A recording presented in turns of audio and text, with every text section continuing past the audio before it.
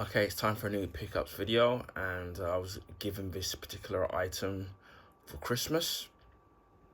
It's off the Blu-ray for Flash Armageddon. Most people obviously already know that I'm a big superhero fan, regardless of whether it's DC or Marvel. And one of my favorite characters has always been the Flash. Firstly, starting in the comics, obviously you had the first Flash, was it Jay Garrick, Barry Allen, and then Wally West. The Wally West Flash was the one I grew up with. Not so I did not read about the other two previous Flashes, and obviously there's been different incarnations of the Flash and side characters. There was also a '90s Flash series which I absolutely loved, and I do own on DVD. Sadly, it never got given a second season, which for me is a big shame because I really loved that series, starring John Wesley Shipp as Barry Allen, the actor would later have several different roles in the Flash CW show. Obviously, the Flash CW show would be given its own series. Obviously, it was a spin-off from Arrow, or they title it the Arrowverse. Obviously, the Flash ran for 9 seasons, and then was obviously, and after that that was it. Now each of the shows would have crossovers, and then they would get bigger and bigger with each crossover. This was the seventh and the last crossover that they did with the Arrowverse. Several characters from the different shows, the CW shows, whether they were still on air or weren't on air, would appear in this actual crossover. So you had Batwoman, the second version of Batwoman would appear in this. Alex Danvers, obviously the sister of Cara Danvers from this Supergirl, would appear in this. Jefferson Pierce from Black Lightning would appear in this, and also who also would appear in this is the Atom would obviously would appear in this, played by aka Ray Palmer, played by Brandon Routh, would appear in this. So I did read that they originally wanted Supergirl to appear in the episode, but but the actress was too unfortunate, was busy filming the last scenes and episodes for Supergirl, the final season at the time. So unfortunately, they couldn't film it. Tyler Hoechlin, who was obviously plays Clark Kent and Superman in the show, in the CW Superman show, unfortunately, Superman and Lois, unfortunately, wasn't able to film a role in this crossover due to the restrictions with what was going on with the pandemic, and that's something that would affect this particular crossover, in a sense that in terms of how close the characters were allowed to kind of get. So unfortunately, due to the pandemic that happened, this would then later affect the CW crossovers, and that pretty much spelled the end of the CW crossovers, which was a real shame, because I know that with Superman and Lois that they wanted to do a crossover with Batwoman, and they were unable to do that because obviously what the pandemic and the restrictions that they put in, so they unfortunately weren't able to kind of do that. And certain things also affected the final season of The Flash, which was season 9, in terms of the obviously the restrictions and the rules that they still had in place even after opening back up places where they were allowed to film again. This still had their effects, and even to a point where Grant Gustin, who plays Barry Allen, ended up catching something, ended up catching this dreaded C word, which I can't mention on YouTube, and that would later affect some of the episodes of the last few episodes of season 9, and that's why you didn't see a lot of the Barry Allen character in the last few episodes of season 9, which was the final season. So that affected it. So that's kind of a real shame that that the CW shows weren't allowed to go out with a bang, which is a kind of a real shame. But you have to you sometimes have to make lemonade out of lemons. So they tried to do the best they could, but it actually was a good crossover. Pardon me. So as I said before, this was a 5-part story arc, or the first graphic novel that that showrunner Eric Wallace would do with Seasons of the Flash when he took over. And the Flash Armageddon was basically the first 5 episodes of season 8. So if you were to watch season 8 on a streaming service or on the Blu-ray, you would get obviously the complete story on season 8, because it was the first 5 episodes. But what they did do is, as you can see here, is that they released it as that particular story arc as one Blu-ray. So that's kind of great. At the moment, I only have seasons 1 to 6 of The Flash on Blu-ray. I do hope to complete my collection of The Flash at some point when obviously the prices drop down reasonably. Same thing with Arrow, where I think I've got everything up to season 5, and they did 8 seasons of Arrow. And Supergirl, I think they did 6 seasons, and I've got the first 2 seasons. And Legends of Tomorrow, I think there were 7 seasons, and I've got the first 2 seasons of that. So, and Batwoman, I haven't started on it. I've only did 3 seasons of that, so, but I haven't got any of those seasons yet. But I do hope to complete all my CW superhero collection eventually at some point. But it's nice to that they've released this particular crossover as on one Blu-ray. Now I know that some of the other crossovers that they did previously, that they did release them as standalone stories on Blu-ray and DVD. So even if, for example, that you don't watch all the shows, you can buy them, the particular crossovers that they've done in the past, as one big story arc and one Blu-ray, similar to what they've done with this. I don't know if all of them are available on Blu-ray, because I know some of them have originally started out on DVD. And when they did the crossovers with the shows that were on, originally what they did was that they was obviously part 1 maybe on, say, Arrow, part 2 maybe on Flash, and part 3 maybe on Supergirl, and part 4 maybe would have been on, say, Legend of Tomorrow, etc, etc. And what they used to do with the Blu-rays, depending on what season each of the CW shows, DC CW shows were running on, they would put all the parts on each of the Blu-rays, on each of the Blu-ray TV shows. So even if you only collected the Flash and didn't really watch the other shows, the crossovers would all be on that particular Blu-ray season. But with as it got to the latter seasons of each of the shows, they would only put certain parts on certain TV shows. So if they were doing a particular crossover and the Flash was part 3, for example, you would have to buy the other Blu-ray or DVD shows to get the other parts, which is annoying because they didn't do that before, which I find a bit strange. But because it's not something that they did before, as I've already explained. But at least with this, you get the entire obviously story arc on this. Obviously, there's actually 2 villains in this particular story piece. They focus at first on the villain Desperado, who's in this as well.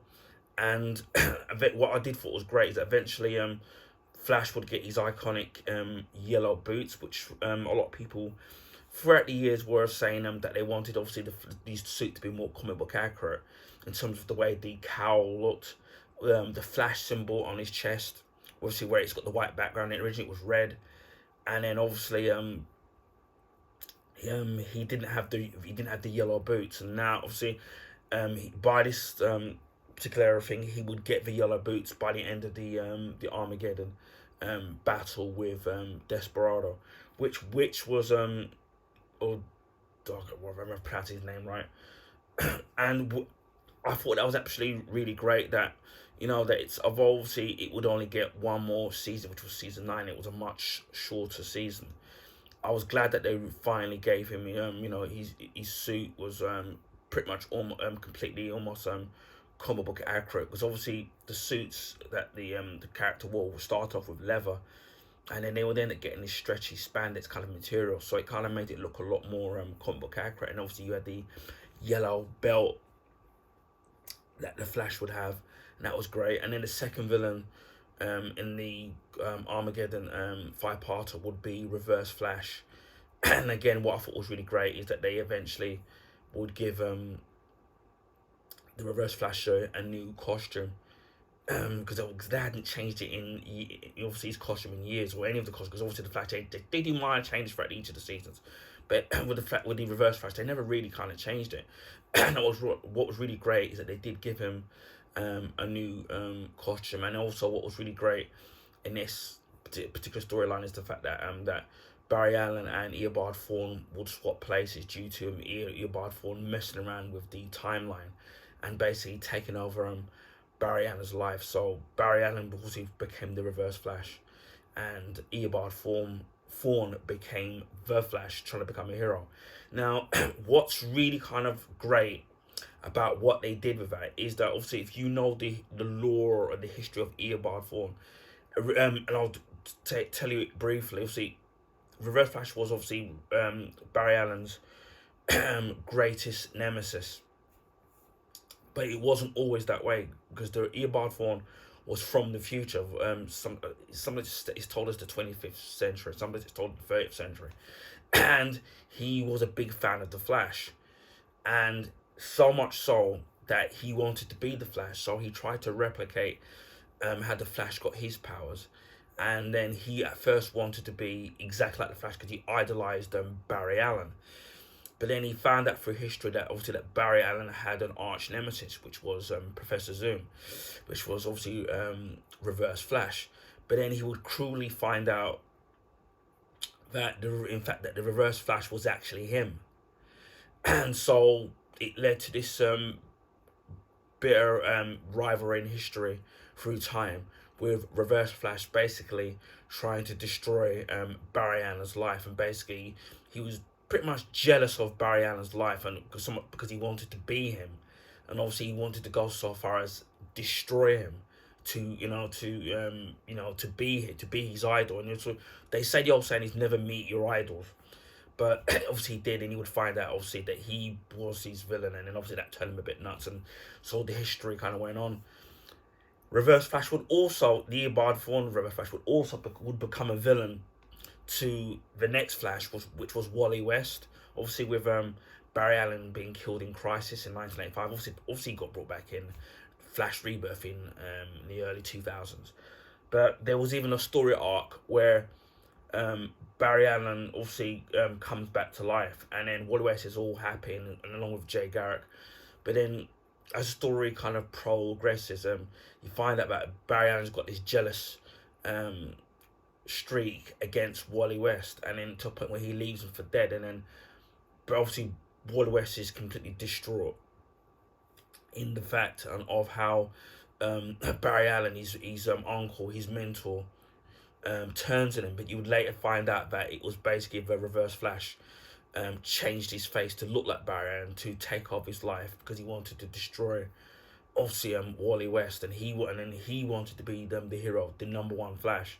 And it basically ended with in issue 79 and issue 80 of the Flash, of Wally West finally finding out who he really is, and then basically defeating Reverse Flash, and obviously finally embracing the mental of being the Flash. So that's kind of the brief history of Reverse Flash. But I do love the way how they did the story arc of obviously Reverse Flash obviously taking over Barry Allen's life, because obviously he changed the timeline and wanted to live his life because he was just basically just jealous of the Barry Allen's life. And it's, to me, it was so very similar to the comics, with how bitter and nasty the Eobard Thawne was, and wanted to have somebody else's life, namely his hero's life, Barry Allen, aka the Flash. And this was told slightly differently from the comics, but very reminiscent of the comics, as I've just explained. So I just love that. I don't think many people, unless you were somebody that grew up with the Flash as much as hardcore as I did, would have got that take in terms of why Reverse Flash wanted Barry Allen's life so much, because to the point where he wanted to kill him and destroy him and take off his life and live his life. But I understood that and saw where that was coming from. The price of this is actually not too bad, as you can see. I picked it up You can get it in HMV and most other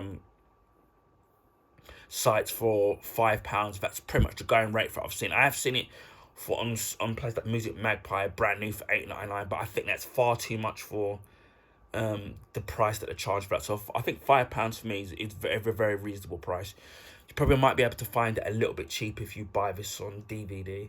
But I got it from this place in Holborn. It's called was it Phillips or Flips? It's meant to be a subsidiary company of HMV, and it's the place. It's on the corner of Holborn. It's not too. It's just 5 minutes away from where the Forbidden Planet is. So even if you sit there and you don't want to get it there, you can. It's more HMV have it there for £5. Amazon's have it for £5 as well. So you can pretty much find it for £5 online or wherever you go. I'm not sure if it's available to stream, because you would have to watch season 8 of The Flash to kind of get that up. But we shall unbox this. Now, the one thing I've noticed with the DC CW shows is that originally they started off with digital copies of the episode, so you could download the episodes to your whether it's your mobile device or computer or iPad or anything like that, or smart tablet. But I know that in the UK that they stopped doing that halfway through, said the Flash, through the Flash and the others DC shows, which was a bit disappointing. Again, I don't know if in North America whether they still allowed you to putting on the digital copies of each of the episodes, which is a shame, because it's something where if you're on your travels and you're bored, you can watch a show or two.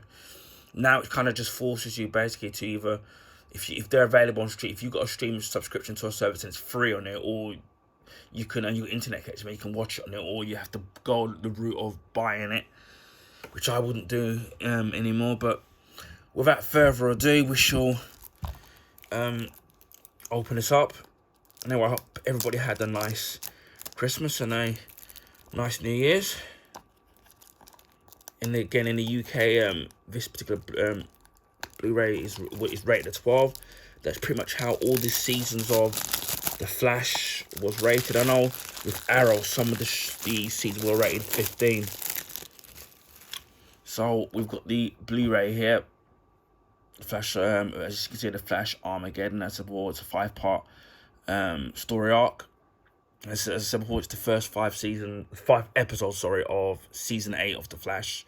So if you got season 8 of The Flash on Blu-ray or DVD, then you won't need to purchase this. As I said, I don't have it yet. I've only got 1 to 6 of The Flash. So you've got the poster for Flash Armageddon. What I really liked about the crossovers that they did with the DC shows that they always used to do fantastic posters for each of the whether it was the crossovers or each of the different seasons of the DC CW shows, and that's something I'm kind of gonna miss. And I know people sit there and make fun of CW because they say it's a teen drama and stuff, but you know what, I miss this. I am gonna miss most of the shows, although some of them did get a bit daft. But generally speaking, they did bring a lot of entertainment, especially Flash being my favorite and Arrow. Those two were my particular favorites, and obviously now you've got Superman and Lois, which is going to its 4th and final season, which is a shame. So that's pretty much brings the end to the Arrowverse. Although technically speaking, Superman and Lois is not Lois is not really part of the Arrowverse. It's in its own separate universe, as we would later find out. So you've got the Blu-ray here. As I said before, unfortunately, no digital copy of the entire saga. It says here, fates collide. It says here, when a powerful alien threat arrives on Earth, under the mysterious circumstances, Barry, Iris, and the rest of Team Flash are pushed to their limits in a desperate battle to save the world. But with time running out and the fate of humanity at stake, Flash and his companions will also need to enlist the help of some old friends if the forces of good are to prevail. So the entire runtime for the 5 parts is 212 minutes. So that's not too bad. And obviously, yeah, another character that also I forgot to mention that would also cameo on this is Damien Dark. And they give him a slightly different role, which I thought was cool with the way they dealt with the character, and the way it was dealt with, and kind of the character was put into the actual story arc kind of made sense. I didn't think we'd see the character again, because if you've seen the character in different the different CW shows, you would not already know what happened to the character. But it was a nice fitting kind of a touch there in terms of the way that they dealt with the character, and a way to say goodbye. And obviously, and also Nora Dark would appear in this crossover as well. So that was kind of great, because obviously the Ray Palmer character and the Nora Dark character, by the time those two characters would appear in The Flash Armageddon in season 8, the characters had long since left Legends of Tomorrow. I don't know forgot what scenes that they left, but it wasn't quite the same when Ray Palmer's character, played by Brandon Routh, left the show, although it wasn't of his accord. But it was nice to see him again, and obviously to see Black Lightning, obviously to see him in this episode as well. That was pretty cool as well. So that was kind of a nice touch. What opens up, and I'm not expecting anything special in this.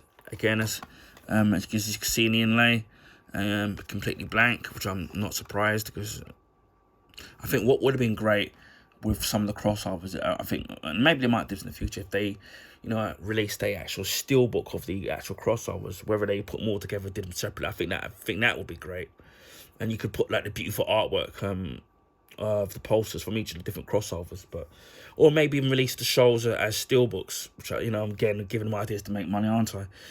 So as you can see, it's on a single Blu-ray disc. Nothing kind of special about that, because all the Flash Blu-ray season discs were all blue. There was no artwork on them, unfortunately. But yeah, again, as I said, for £5, I think that's an absolute bargain. As I said, if you've been collecting the Flash Blu-rays regularly, then this will be an easy skip, because obviously this was the first 5 episodes of season 8 of The Flash, but as I don't have it yet, and it's not going to be bothering me that eventually when I do get it, that I'll still have this. I can, still watch it all together in one disc. But yeah, I'm still happy with the price of it. So this is the Flash Armageddon crossover. As I said, this was to be the very last mini kind of crossover that we'll do in the CW before all the shows wrapped up. And obviously some of it was to do with, as I said before, with the shows were wrapping up, and some of it was to do with the pandemic restrictions, which affected them doing crossovers with other shows and doing other big, which is what they wanted to do. Even they wanted to do a crossover with the Flash and Stargirl, but they couldn't do that, because obviously because of the pandemic. And even with the shows were allowed to film again, it affected in terms of how many characters could be on set, how close they could get. So as I said before, Supergirl and Superman were supposed to be in this, but obviously due to scheduling conflictions with Supergirl to wrap it up on its final season, and Superman, played by Tyler Hoechlin, not being able to do it because obviously the pandemic restrictions. Obviously, it's a real shame. Obviously, reading that, knowing that now, that that it could have been so much more different if this horrible disease, which continues to affect people, and even long-term problems it's affecting people now, that that it's had so much effect and still does. So anyway, I hope people found this video informative, and please feel free to share with your friends and family. Also, if you can give this video a thumbs up, I would highly appreciate that. That will allow people to find my YouTube channel and content on the YouTube recommendation page. This is because of the YouTube algorithms favor the bigger YouTubers, so their YouTube channel gets advertised a lot of the time, and obviously our small YouTubers don't get a look in. So I'd highly appreciate that. Also, if you already haven't, please consider subscribing to my YouTube channel. Just before Christmas, we hit over 500 YouTube subs, and at the moment now we're on 518. So a big thank you to my subs, old and new. I really appreciate it from the bottom of my heart, in being where I am. So, and without the people subbed to my channel and the views as well, I wouldn't be where I am. My channel's slowly growing, so I'm really highly appreciative from the bottom of my heart, as I've said, considering that I only started off originally many years ago with 13 subs, and a friend of mine encouraged me to, you know, try YouTube out. So it really does encourage me when you get good comments, or you've helped somebody, you've entertained somebody. And obviously the growth in the views, that really does encourage me to work hard and to, you know, persevere and carry on. Again, it's more of a hobby more than anything, but more than anything, it's something that I really enjoy doing and showing my passions, whether it's superhero shows, comics, video games, movies, TV shows.